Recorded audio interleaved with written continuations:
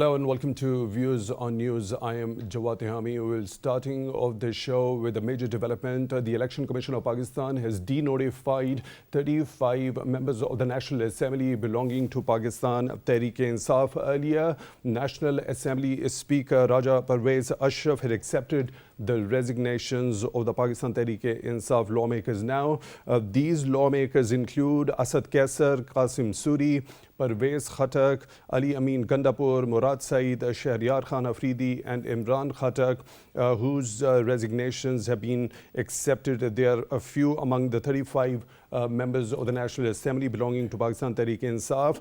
Earlier, 131 members of the National Assembly belonging to Pakistan Tehreek-e-Insaf had tendered their resignations after Imran Khan's government was ousted through a no-confidence vote earlier in April in last year. So this is a major development. The 35 members of the National Assembly belonging to Pakistan Tehreek-e-Insaf have been denotified by the Election Commission of Pakistan. Earlier, the National Assembly Speaker Raja Parvez Ashraf had accepted the resignations of these members of the National Assembly belonging to Pakistan Tehreek-e-Insaf. Now we'll be heading towards the major topic that we'll be discussing with our panelists. We'll be talking about Islam, its principles, its teachings, as Islam is a religion of peace, harmony and brotherhood. It preaches coexistence and respect for diversity at the same time in order to keep order in a society and among various societies. It sets forth various codes of rights and duties. It also, through its principles, upholds the sanctity of human life and also sanctions strictly any wastage of human life. Now, Pakistan is an Islamic republic, the constitution of which is based on the principles and the teachings of Islam, and the laws of the land also get their legitimacy from these principles. But there are certain groups like the banned Tehreek-e-Taliban Pakistan, which have got their own interpretation of Islam, and they use this interpretation to carry out suicide attacks in which there happens to be the loss of innocent lives. Now, the chief of this banned Tehreek-e-Taliban Pakistan says this particular thing is jihad, but a recent fatwa by the ulama, mainly from Khyber Pakhtunkhwa, says something otherwise. Let me quote, that no individual or group of people had the right to declare jihad as this was the sole prerogative of the state, unquote. Now, this particular thing comes after there was a surge in terror attacks in various parts of the country, particularly in Khyber Pakhtunkhwa, and the Pakistani authorities have reiterated that the Tehreek-e-Taliban Pakistan remains to be an absolute red line for the authorities over here, and every effort would be made to eliminate this menace from Pakistan's soil. And they have repeatedly urged the Afghan authorities not to allow Afghan soil to be used against its neighbors and to dismantle the safe havens of banned Tehreek-e-Taliban Pakistan over there on the Afghan soil. Now, what is the significance of this particular fatwa, and what happens to be the responsibility of religious scholars and ulama in order to deconstruct that very interpretation of the banned Tehreek-e-Taliban Pakistan? OIC had been engaged with the Afghan Taliban also, especially after they banned women from education and employment as well. We'll be talking how Pakistani authorities can engage with the Afghan authorities in order to impress them that they should fulfill their commitments. We'll be delving deeper into these aspects, and to talk more about this, we are honored to have been joined in the studio by Mr. Air Marshal retired Farhat Hussain. He's President, Center for Aerospace and Security Studies. Mr. Farhat, thank you very much for your time, for being on Views on News tonight. We really appreciate that.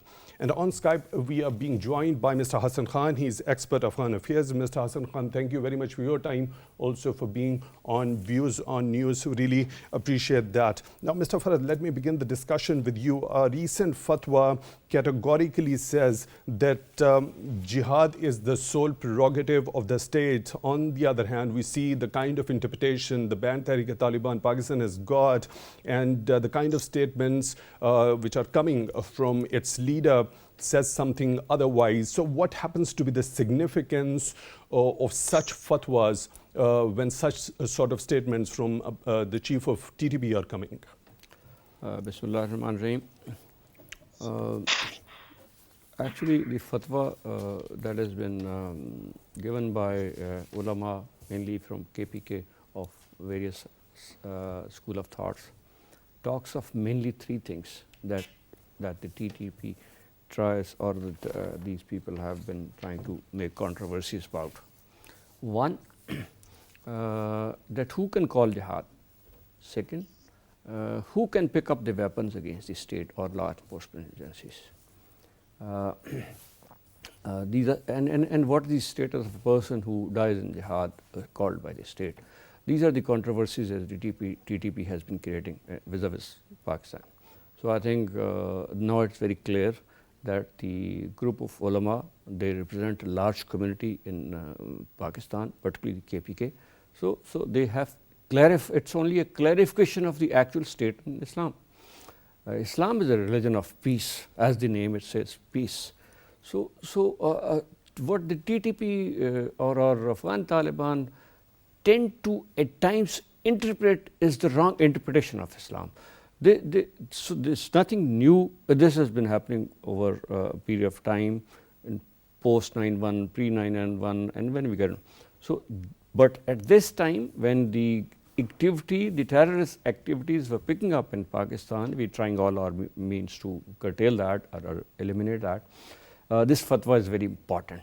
Puts the things in the right perspective for everybody, for media, for the forces, for Afghan Taliban and TTP, that this is what we will interpret as. So we will pick up from here onwards in diplomacy, in law enforcement, and other means to counter terrorism. Right, your point is well taken. We are joined by another participant in the show, Professor Dr.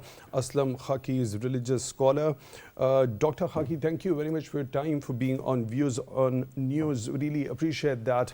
Now, when we compare the kind of statement that has come forth by the TTP chief, that he says that it is the jihad they are carrying out, but the recent fatwa by the ulama says something otherwise, that says no individual or group of people have the right to declare jihad, as this was the sole prerogative of the state. So what does this particular statement of that fatwa by the ulama depict?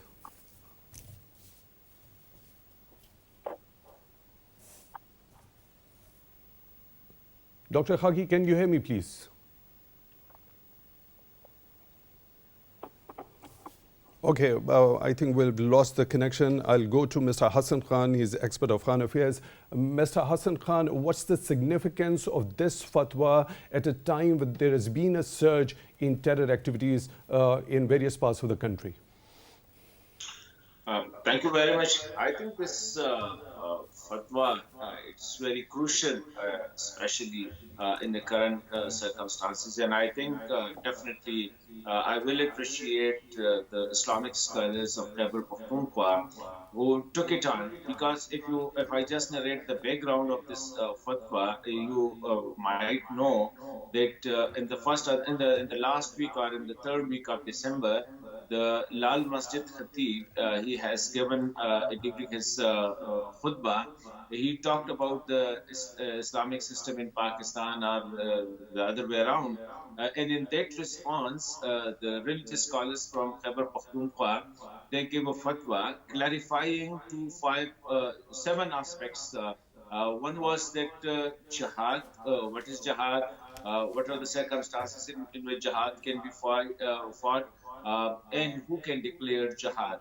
Second was about democracy, that whether democracy specifically in Pakistan, whether it is in contrast to the Sharia law or not, it is according to the Sharia law. The other was especially those, because it was a problem in Khyber Pakhtunkhwa, where the police and the military officers, when they were fighting against the militants, when they offered their ultimate sacrifice, so there was a confusion whether they are martyred or not. And the way when somebody is fighting for the security of his homeland, so what is the status? What is his status when he died? So I think definitely I appreciate the religious scholars of and various seminaries, particularly the chief Khatib of Khyber Pakhtunkhwa, who get together, who sat together, and they responded that because violence has no place in Islam, there is no second opinion in it. But unfortunately, this fatwa has not got that much publicity, which I think the state in the state institutions, particularly the national media, which should have taken it up. And I believe that more coverage is being given to the other opinion, especially of the militant side, as compared to this fatwa. Hardly few people know. I have done few programs on this fatwa on Khabar television, and I think this is the PTV which is doing it in the English part of the network. So I think we need to propagate this. We need to take this fatwa to each and every where the people are, where it should be. I think so. That shall be done. And next, I think there shall be no more this policy confusion within the state institutions, because specifically our strategic thinkers for more than 4-5 decades, we have done a Dr. Faustin's bargain. We have relied on the religious tools as a foreign policy thing. So I think now, at least I expect that there will be clarity on part of our strategic thinkers, and I believe that the government and the state, it must own these fatwa, not only own, but must propagate it, take it to each As much mosque. as there must be more dissemination of such type of fatwa. Your point is well taken, Ms. Hassan Khan. We are once again joined by Professor Dr. Aslam Khaki, religious scholar. Professor Khaki, thank you very much for your time, for being on Views on News. Thank you for inviting me. You're welcome. So what's the significance of this particular fatwa recently issued by the ulama, mainly from Khyber Pakhtunkhwa, as there has been an uptick in violent terrorist activities in various parts of the country? Yes, thank you. Bismillahir Rahmanir Rahim. As far as these fatwas are concerned, there is no two opinions about it, that violence against the people or at any stage against the state, all this terrorism is prohibited, not only in law, but also in Islam, in morality, at international level as well. However, in the present scenario, we see that there are three stakeholders in these things, TTP, Afghanistan, and Pakistan. Now, sometimes the TTP comes to the negotiation and shows its willingness for peace and for ceasefire. That is good, but some circumstances erupt, and then again the ceasefire and these peace talks, they are in well, we can say. But what can say is that we also need to educate these TTP leaders, as what they are doing is in the name of religion. So we should educate them in the name of religion that this is terrorism, not jihad. Though jihad and terrorism share the use of force against the opponent, this is shared fundamental.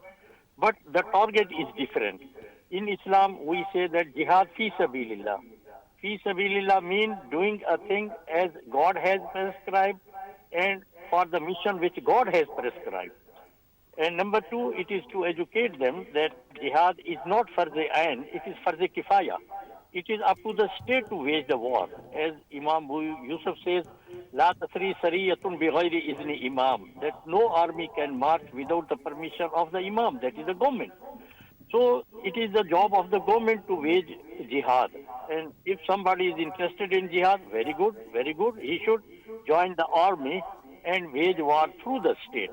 So it is because even what to talk of the declaring the war by any group without the consent of the state, even the pact of the peace cannot be contracted by any group with the other state without the permission of the state. So because it is a matter of foreign affairs. So they should be educated. That is very good. You have got a mission of waging jihad, then you should join the army and you should get the permission of the army in all that. So in my class, because I am a professor of Sharia, I was teaching this Islam and war at some university. They asked me that how would you define jihad? I said that as we define the democracy, that it is the government of the people, for the people, by the people. Jihad can be defined in a very simple way, similarly, that jihad is a war by the state, of the state, for the state. So no group or individual can interfere in it. So at very, both sides, very the aptly, government- Professor Khaki, beg your pardon for the interjection, very aptly put that this jihad is the prerogative of the state. Now, you already mentioned that the members of the banned Tehrik-e-Taliban Pakistan or those groups who have got the wrong interpretation of this very particular thing. So They how are to teach them? The only What thing sort which I of can- methods should be adopted to engage and with them and teach them? Yeah, that as Quran also suggests, during the war between the Muslims and the non-Muslims, Quran says, فَإِن جَنَحُوا لِلسَّلْمِ فَجْنَحْ لَهَا وَتَوَكَّلْ عَلَى اللَّهِ. That if the opponent's army, they come to the peace, they surrender for peace, you should also surrender for peace. And just trust God. So if they come to that, ignoring, because if we continue that, but the condition is they come sincerely and not by tactics. Can be those types of negotiations for tactics to gain their power again, and the number two is sincerely. If they come sincerely, then to just avoid the further bloodshed by them, or if they come sincerely, they should be, but under some security, they should be forgiven, as Quran asks to forgive the even non-Muslim opponent in war, as I recited the Holy Verse. So, but it is up to the army to decide it, up to the government to decide it. Right. And especially Afghanistan is a stakeholder indirectly, because TTP and Afghanistan share the ideology of jihad on similar Right. thoughts. So they should be educated likewise. And they should Right, be please taken stay on with board. us. Please stay with us, Professor Khaki. Now, Mr. Farhat, as you have heard, Professor Khaki, now it happens to be the sole prerogative as per the injunctions of Islam, as mentioned by Professor Khaki, to wage jihad. And if the members of any group consider waging jihad, so they better go to join the army. So what's your take regarding that? Bismillahirrahmanirrahim. Actually, this fatwa is very clear that only state can declare jihad. State can say who's to pick up weapons. And something positive that had happened, I'd like to mention that in diplomatic form. The TTP leader, who's in Afghanistan, Nur Wali Masood, has given an indication through a video message that we are open to discussion with Pakistani ulama on our concept of jihad. So I think there is a need to exploit this opportunity to engage them on this if we can, to clarify. Thing happens to be a very different sort of a thing, because he says TTP has launched jihad in the light of the fatwas given by Pakistani ulama. And if there is any deficiency or omission from us in the implementation of this fatwa, or if we have changed our jihadi direction, then you guide us and argue, we are ready to listen to your argument. So what does that depict? It's something very different from... Yeah, they are different. They are different, but the silver lining is they are open to discussion on this. That is what I am saying. Okay, now that we are adopting all means to get hold of terrorism and control it and eliminate it, this opportunity should also be, like the Honorable earlier panelist has said, that we need to propagate this version, propagate the fatwa across through all means, media and other means of propagating this fatwa to all those who need to know in multiple directions. So therefore, one of the method that we have conveyed to TTP so also. It should be done only on the level of the ulama or the religious scholar, not on the level of the government authorities. Because government had been very categorical that TTP is an absolute red line and there would be no negotiations until they surrender. That's an absolute correct diplomatic stance, that we don't negotiate from weakness. We are a state and are a powerful state.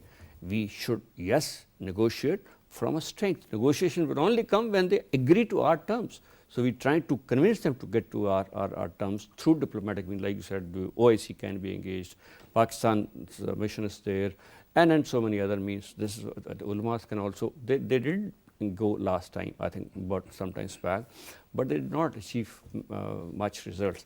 So this time, since the ulamas of Pakistan have given a very clear fatwa, I think that's a positive sign that we need to exploit this opportunity. Right, Mr. Khan, when after this particular fatwa, the response the TTP leader has given that we are ready to listen to the arguments of ulama. This is a serious issue for the ulama as the TTP considers your silence in our favor, fighting side by side with us. So, I mean, what tools or methods or an approach should be adopted when we talk about at the level of ulama in order to teach those people who have got the wrong interpretation of this particular term jihad?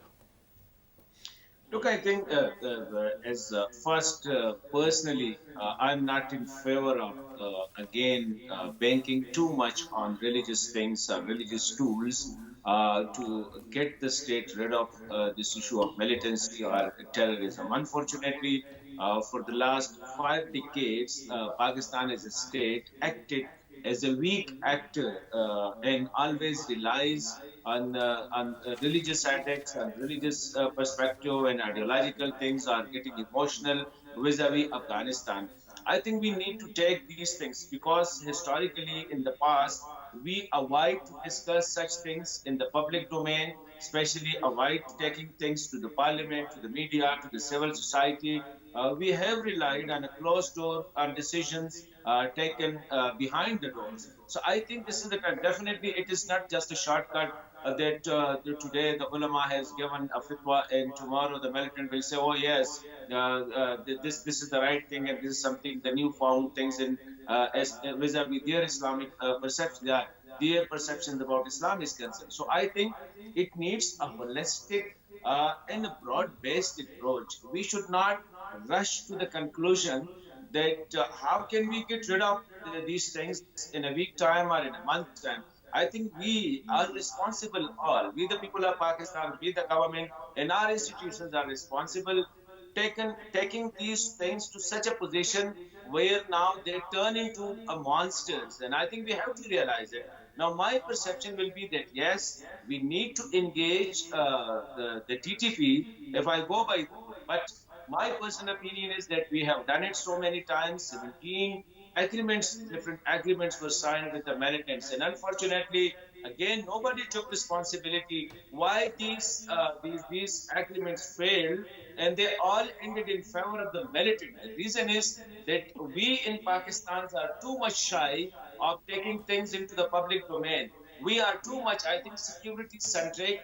Mostly the decisions are taken in the security domain, keeping in mind the security side of the of all. So for that, as I earlier said, that this is just I think a classic example of Dr. Foster's again, that we have given too much space to the religious, what we call it, the religious things, the religious side. Now, Mr. Hassan Khan, now when we talk about this particular video message by TTP leader Noor Wali Masood, beg your pardon for the interjection, Mr. Hassan Khan.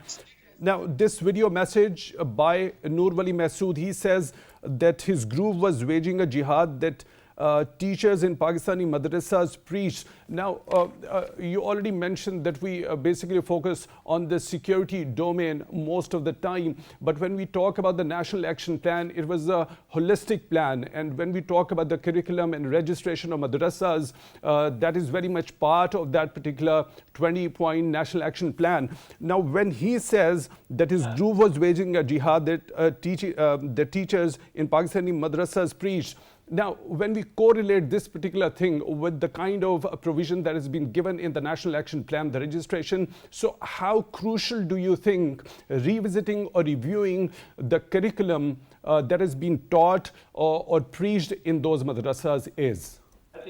Yeah, you rightly referred to the National Action Plan, and I think that is the only perfect, I will call it, close to near to perfect documents which we have in the entire political and the security establishment and even the civil society agreed on that. But unfortunately, we are very good in producing the documents, but unfortunately, as far action is concerned, look at what we have done with the National Action Plan. where is NACTA? Where is that the registration of the religious seminaries? Because religious seminaries are still under the, I think it is under the industries ministries. It is very unfortunate. So I think national action plan, we have just forgotten it. We are very good now. We have come up with a new idea that there shall be a national counter-terrorism department. So I think you have a national counter-terrorism authority. So I think this we have enough of the institutions. The only thing is, I think Pakistan, the government of Pakistan, the state institutions need to to have a little bit trust on the people of Pakistan. Instead of taking everything into the religious domains, I think we have lost too much vis-a-vis Pakistan. Pakistan has become the weakest state in almost in the 40 plus Muslim state. So at the moment, if he has given, I'm not in favor of just giving too much weight to what Nurwali Masood has said. The reason is that we are a state. We have a very, supposedly we have the strongest army, we have a very strong intelligence apparatus, etc.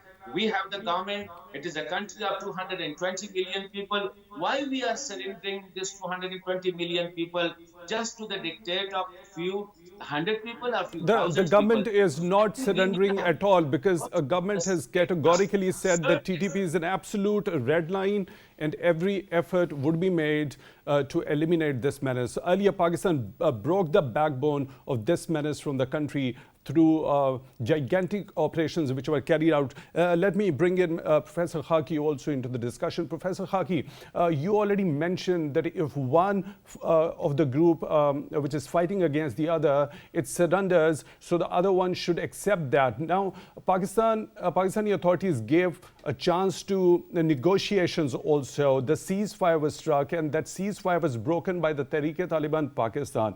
And now already a chance was given to dialogue. Still, the Pakistani authorities say that if the TTP surrenders, then there could be a chance of negotiations. Until they surrender, there won't be any negotiations. So what can be done, especially when the TTP have declared their allegiance to the Afghan Taliban, how the Pakistani authorities can impress upon the Afghan authorities in order to make the TTP surrender, and then there could be a chance of negotiations with them? Yes, no, we can take the advantage of the offer of TTP, which they say that let the religious scholars educate us on the concept of jihad and what we are doing. So we should take the advantage by involving some Islamic countries, having the dialogue, direct dialogues, on table dialogues on the concept of jihad and what are the limitations there.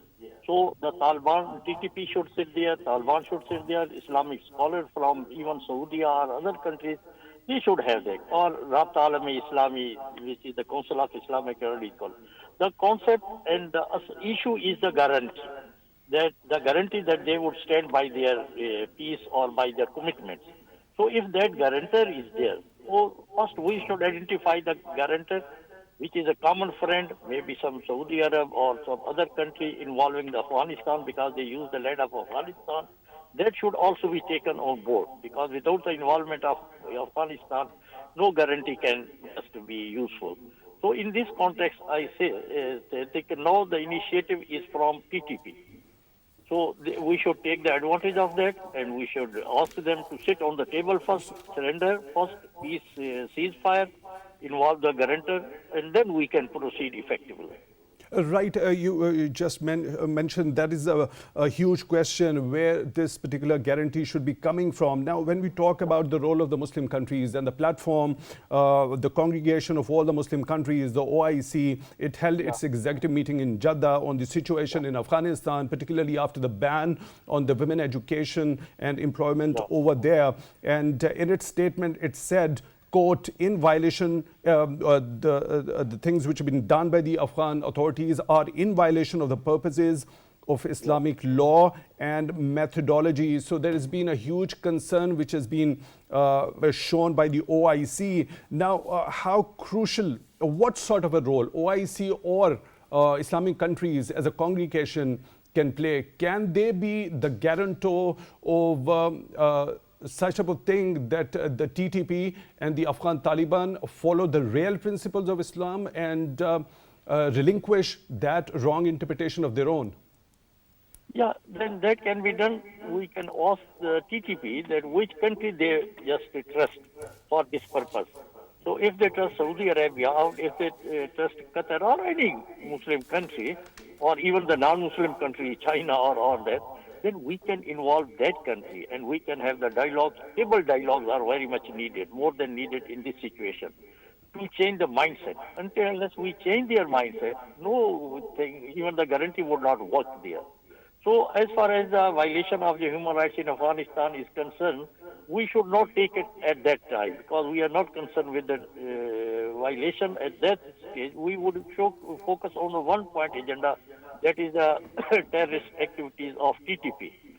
So because if we would touch the Afghanistan violation of women rights, all that, then that would also negatively affect the TTP relationship with us and all these dialogues.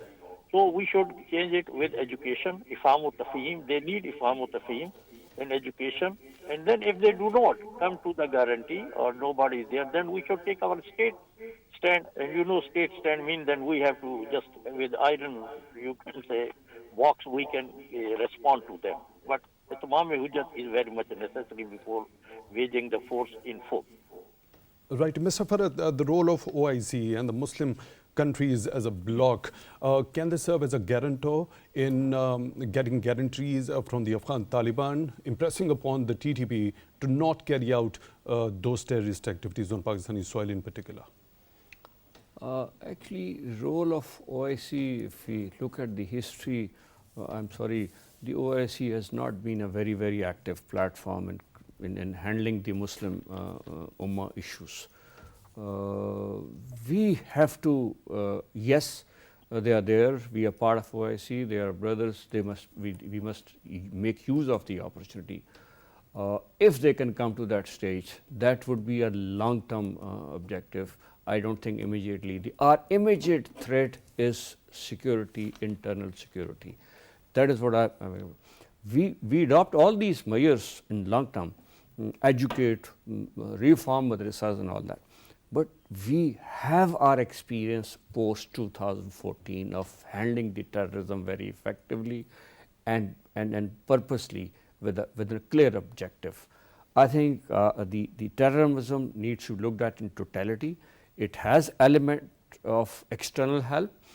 It also has an element of internal issues.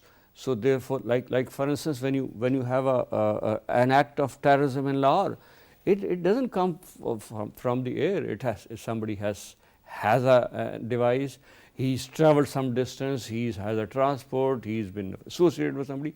So hard power was used from 2014 onwards to control terrorism. And as like you said, National Security Council has and the government has already taken a position on this. So this needs to translate into a hard core effect also on ground by handling within the Pakistani border. The other measures will continue at long term, but this is the immediately controlling it. Yes, then we need to reform. There are a lot of actions that are pending in National Action Plan. Like for instance, we were to reform our judiciary to bring it in line with the requirements of the time. We were to make the NACTA more effective. So internal issues also needed to be handled at a faster pace. Probably then we can do it better. Right, Mr. Khan, your take regarding the role and the responsibility of OIC when it is particularly engaged with the Afghan Taliban. Can it also take up this particular issue with the Afghan Taliban as they are already in negotiations regarding the ban on women education and employment over there? Can it also take up the issue of this particular TTP terrorist activities with the Afghan Taliban? And the Afghan Taliban clearly made a commitment with the international community, and they also desperately look forward to the Muslim world primarily for the recognition also. Look, I think for me, the manner is more important than the matter. So I think at the moment we understand the situation in Afghanistan. And we almost everybody understand how Taliban are approaching Islam and how Taliban are looking at the governance from their view or from their perspective of Islam and Sharia. So definitely, I think OIC or the Islamic countries, definitely they can play a role. But at the moment, I think uh, uh, we in Pakistan and especially the international community, and particularly I'm talking of the Muslim world, that in public speaking about Taliban, I think we need to be careful, especially from Pakistan. At the moment, Taliban seems to be the angry boys. They feel that sorry, the world and especially the Muslim world has abandoned them. Uh, Pakistan is also distancing itself from Taliban, from Afghanistan, under pressure from the West or the US. So I think if we properly engage OIC or other important Muslim countries, particularly Saudi Arabia, UAE, Qatar, Turkey, and even the regional countries, especially Uzbekistan and Turkmenistan. Tajikistan has somehow bad relations with Taliban and also Iran. So I think definitely Taliban can be influenced, but at the moment, Taliban seems to be a bit irritated the way publicly their policies, especially their perception about Sharia, is being hugely criticized, and they feel that this is done due to the pressure from the West and the US. So I think what I want to say is let's change the approach, the way how to approach Taliban. It's not only for Pakistan, and I think Pakistan can better play a role in making the OIC's country understand that at the moment, yes, there are problems. There are women issues in Afghanistan. There are human rights issues in Afghanistan. There are governance issues in Afghanistan. Definitely, Taliban's are too difficult to be managed at the moment. They have their tribalistic approach, tribalistic interpretation of Islam. 1400 years ago, Islam, where the state was normally not in a way which is it is today. So I think definitely I feel that if properly, professionally, this OIC or other Islamic countries are engaged, so they can bring in, they can influence Taliban not only to change their policy internally, but also to work with Pakistan to deal with the TTP the TTP issue. But at the moment, I think, especially in Pakistan, for the last so many years, I feel and I see everybody, I think, understand that we are speaking too much publicly about Afghanistan. We speak on every issue of Afghanistan, whether it is the ethnic issues, whether it is the sectarian division there, whether it is the way it is Afghanistan dealing with the neighbors, etc., and whether the way Taliban interpret Islam, whether the way Taliban interpret their own tribal culture. So I think we need to a bit uh, to engage Taliban in a larger canvas instead of just restricting ourselves to very few issues. Yes, women issue is a huge issue, but at least we have to understand how the Taliban is looking at it. Only then we can get them, we can engage them. If only then the OIC or the international community will engage, because at least we must have understanding of their position vis-a-vis Islam, vis-a-vis Sharia, vis-a-vis human rights and women issues. Right. Professor Khaki, when we talk about this particular role of OIC, how important do you think it is, and what sort of a role in future when we talk about impressing upon the Afghan Taliban to change their behavior, because they made some commitments as per the agreement in the form of the Doha peace deal? Yeah. So I think that we have no other choice. Though it is, you can say, the best choice available, though it may not be so much effective, we have no other choice but to involve OIC. Because the external forces which we can just see are the forces which are not a friendly relation with us. I mean that it may be from our neighbor enemy country supporting such movements.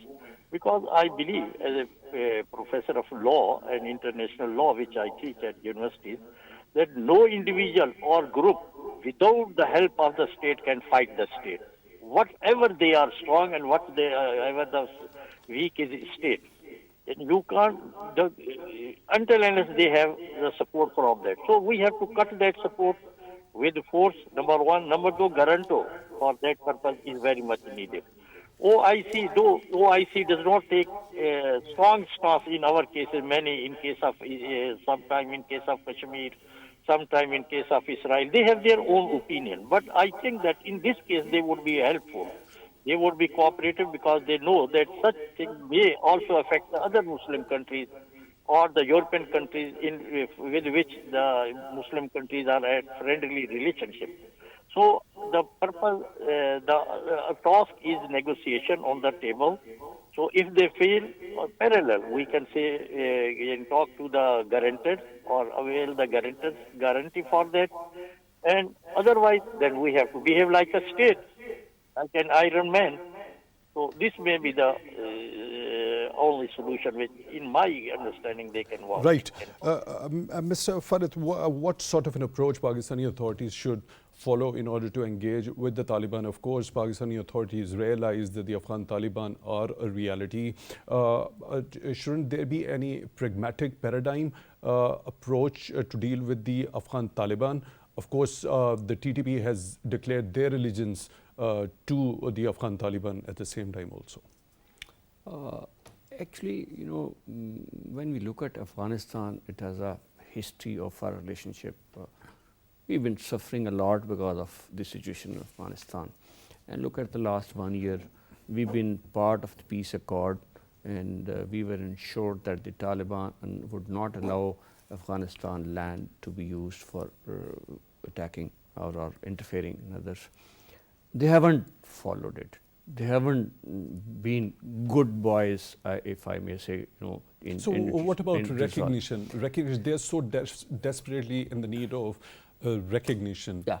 So can Pakistan take use of this particular thing and use it as sort of a bargaining chip in order to make them realize that this could be a chance, but before that there are certain things that you need to fulfill vis-a-vis Pakistan also? Recognition of Taliban government is not alone Pakistan as a perspective.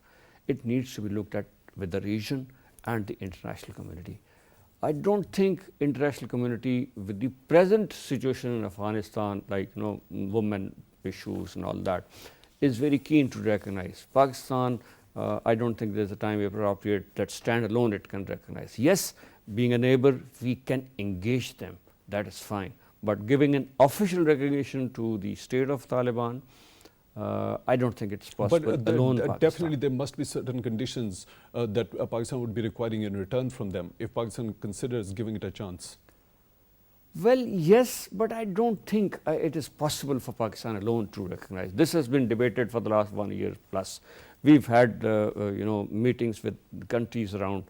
People are, the other countries are not willing to move that much because Taliban has not taken those steps. They have not been following the terms of the agreement that has taken place in 2020. So basically it is Taliban's attitude. They have to either withdraw and get soft towards their government, have a government which has all the elements of Afghanistan engaged in it, and extend they stop penalizing women in terms of education. That is the thing which has been highlighted by Pakistan Permanent Envoy to the United Nations, Mr. Munir Akrami, says that efforts on the part of, he has raised the concern on the rising militancy along its border with Afghanistan. Now, he has also said that efforts on the part of the Taliban would be difficult in order to deal with all the terrorist movements, to achieve that as long as their government is short of income. Now, that's one valid point, that they have money which is not being released, and I think Pakistan can diplomatically make an effort to go that far, because after all there are Muslim brothers, there are neighbors, there are friends, so we need to be there and be positive about Taliban. Right. Mr. Air Marshal, retired Farhat Hussain, President, Center for Aerospace and Security Studies, thank you very much for your time, for being on Views on News. Really appreciate that. We were also joined on Skype by Mr. Hassan Khan, expert Afghan affairs, and Professor Dr. Aslam Khaki, a religious scholar, on the phone line. Thank you very much for your time, also for being on Views on News. We really appreciate it. With that, we come to the end of today's show. Till the next one, take good care of yourselves.